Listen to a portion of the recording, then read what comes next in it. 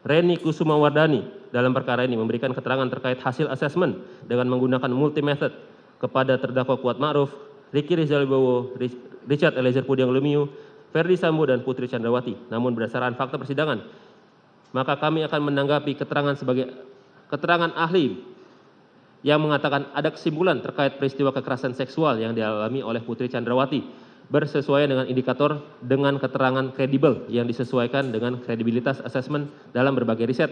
Terdapat 7 indikator dalam keterangannya. Memenuhi, ada detail informasi, ada akurasi yang bersesuaian dengan pihak lain, dalam hal ini Richard Eliezer Pudiang Lumiu, Ricky Rizal Wibowo, Kuat Ma'ruf, dan Susi. Aliran tersampaikan dapat terselesaikan secara teoritis. Kami menanggapi bahwa keterangan ahli doktorande Reni Kusumawardani terkait dengan kekerasan seksual yang dialami oleh saksi Putri Chandrawati bertentangan dengan keterangan ahli lain yang telah diambil sumpahnya dalam persidangan sebagai berikut.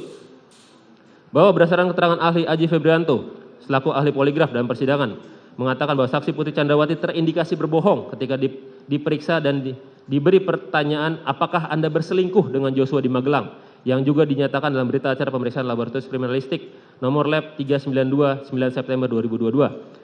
Bahwa berdasarkan keterangan ahli Prof. Muhammad Mustafa, ahli mengatakan pelecehan seksual dapat menjadi motif dalam perkara ini apabila dikuatkan dengan alat-alat bukti. Kemudian ahli mengatakan hasil psikologi forensik dapat digunakan namun dikuatkan oleh bukti lain, tidak boleh hanya bertumbuh pada satu saja. Bahwa berdasarkan keterangan saksi Beni Ali dan Susanto Haris mengatakan bahwa saksi Putri Chandrawati mengatakan adanya kekerasan seksual yang dialami di rumah Duren 3 pada tanggal 8 Juli 2022. Dan pada akhirnya diketahui bahwa tidak ada kekerasan seksual yang terjadi di rumah Duren 3 pada tanggal 8 Juli 2022. Bahwa berdasarkan keterangan saksi Richard Eliezer Pudiang Lumiu dan keterangan saksi Susi menyatakan bahwa tidak mengetahui adanya pelecehan di rumah Magelang pada tanggal 7 Juli 2022. Sehingga keterangan para saksi ini tidak sesuai dengan keterangan ahli Reni Kusumawardani yang menyatakan bahwa kesesuaian informasi mengenai pelecehan seksual yang dialami oleh saksi Putri diperoleh dari keterangan Susi dan saksi Richard Eliezer Pudiang Lumiu.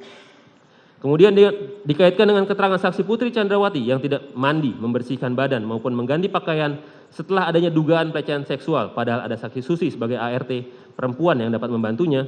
Tindakan saksi Putri Chandrawati yang sama sekali tidak memeriksakan diri ke dokter pasca dugaan pelecehan seksual, padahal saksi Putri Chandrawati adalah merupakan seorang dokter yang sangat peduli dengan kesehatan dan kebersihan.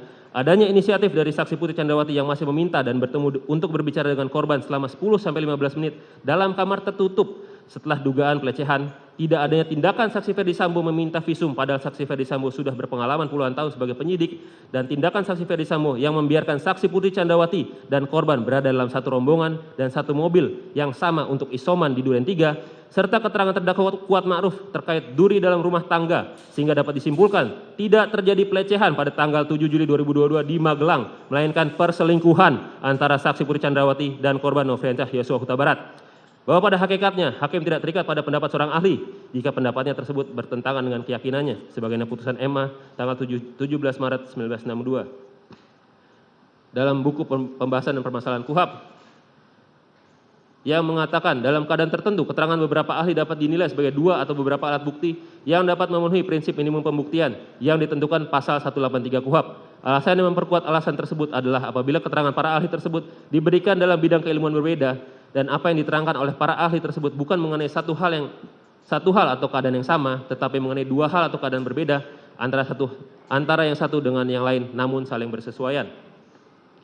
Kemudian apabila dihubungkan dengan keterangan ahli mengenai adanya kekerasan seksual yang dialami oleh saksi Putri Chandrawati bertentangan dengan keterangan ahli lain maupun keterangan saksi, sehingga keterangan ahli mengenai kekerasan seksual yang dialami oleh saksi Putri Chandrawati tidaklah dapat diterima sebagai alat bukti yang sah sebagaimana diatur pasal 188 KUHAP.